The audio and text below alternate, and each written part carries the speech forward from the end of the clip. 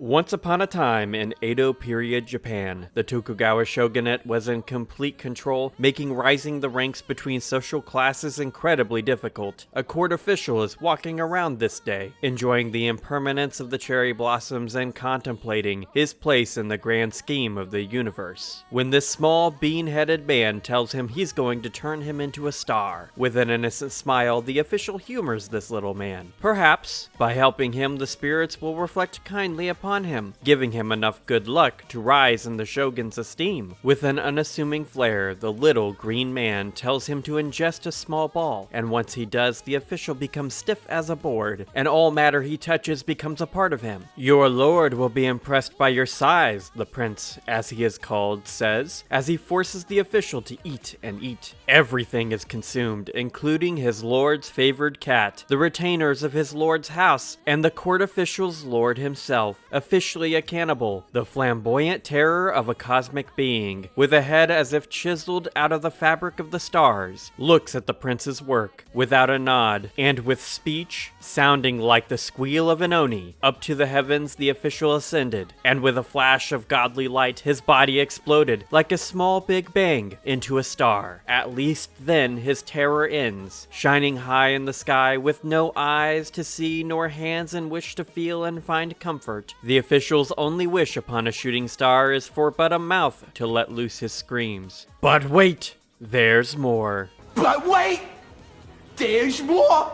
Hang on to your seat, baby, cause this one's a screamer! The little man isn't pleased with his time, nor the number of objects he shoved into the official's body. Every piece is pulled, quickly coalescing to whence he'd come, and in a flash he's back in his original body once again. A little man walks up to him and says, "You must become a star once more, this time greater than the last." Alas, this time the prince fared worse, and instead of the incredible iridescence of a star born anew, he had his father blast the official into a fishless stardust, only for the cycle to repeat itself once again. With his mouth he screams, but the sound is drowned out by poppy music in a language lost to time that he can't begin to comprehend.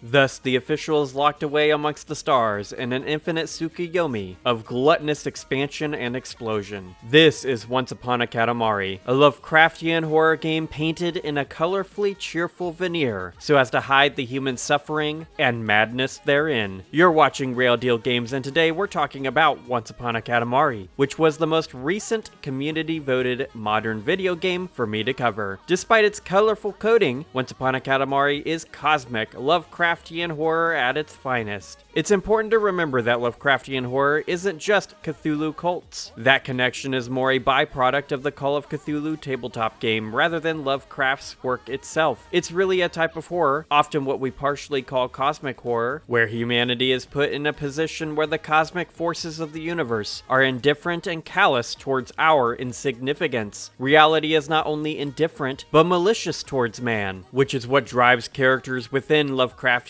horror pieces to madness. Imagine if an ant could suddenly understand the complexity of humanity. Could that ant just return to the world of its birth? Or would it be driven mad with the complete knowledge of its individual worthlessness? It's the horror of nihilistic ideals being the objective truth of the human experience, and how people fail to grapple with that concept. The king of the cosmos, through capricious incompetence, tears a hole in the space-time continuum and must reach into the past to harness the memories of those whose lives have come and gone, to fix the present and the fabric of the universe. To accomplish this task, he sends the prince to roll up the peoples and things of the past to create new stars within the universe. With trusty Katamari in hand, this task is horrifically easy, with the only challenge for the prince to face being the whims and wiles of his lord father. With neither rhyme nor reason, the king of the cosmos determines the amount of time the prince has to complete each task, and these are purely contrived for the enjoyment of the king himself. As the player, we are clued into this characterization. However, to the peoples subject to the rolling prominence of the Katamari, this is an inconceivable expression of mechanical materialism. The solace of death has barred these tortured souls too, as time is reset to cause their compressed existence to perpetually continue. This hellish existence foundationally changes human history as well, since the king of the cosmos becomes a deity to the Paleolithic peoples of the Stone Age, dominates the dead, lost souls of the spiritual realm in Japan, and even causes the extinction of the dinosaurs. Playing from the cosmic entity's perspective, even the player is subject to the contrivances of the king of cosmos. Despite his laissez-faire, lackadaisical attitude, there is a dark soul hidden beneath the king's surface. Upon failure, the prince is berated for their ineptitude, and the fear upon his face demonstrates the tenuous relationship between himself and his father. The entirety of existence is a mere plaything for beings of this nature, whether it be inserting themselves into the religious ideologies of humanity or engaging with those times formerly predetermined. Reality is Play-Doh to the king of the cosmos, the prince and all of their ilk. The power of the Katamari itself, that mystical object that defies all comprehension, apprehending all sense and sensibility, is the cosmic artifact that functions as a tool of Lovecraftian horror for deity-class organisms such as these. In one level, the prince can roll up a Katamari large enough to absorb the queen and king of the cosmos as well as his grandfather, and the reward for accomplishing this task is that the king of the cosmos' influence extends beyond the screen to speak directly to the player, telling them to go touch grass. The player, we, us, you and me, are all mere pawns in the grand scheme of the king of the cosmos, and his dictum is that we complete every challenge, gather each individual object for his collection, including crowns of varying sizes and the prince's cousins, and do so within the arbitrary time frame he determines upon a whim. The only choice for us is to decide whether we acquiesce to the fun or lose ourselves to the madness of it all. I chose to embrace the fun of siding with these Lovecraftian masters, and by the end of my service to them, I earned a platinum trophy of my own. Mastering levels to the point of S ranking every single one is quite enjoyable, and considering the fact I've only played Katamari Damacy from this series before, I'd like to say that this is a standout return for these cosmic entities within the gaming landscape. Some leveled labors were just a blast, such as needing to roll up as many icicles as possible, invading the spirit world to gather up yokai, wetting my whistle upon the wild waters of the west, bringing life back to the desolate desert, and conquering all of Earth, the conflux of multiple times at once, in one massive Katamari catch. I state now that in no way are these words the direct prompting of the king of the cosmos. It is definitely one of my favorite services I've needed to do this year, and a labor of which I recommend you all undertake. And that's the video, my guys. What do you think of the Katamari series? Let's discuss below, and while you're down there, consider smashing that like button, subscribing, and ringing the notification bell. Hyping up this video would be a great way to ensure others get to see it. I make new gaming videos every Wednesday and Friday, and you may like my other and future work. Regardless of what you choose to do, thank you for keeping it real with Rayl Deal Games. Go in peace, and don't lose yourself to the wiles and whims of universal powers we were never meant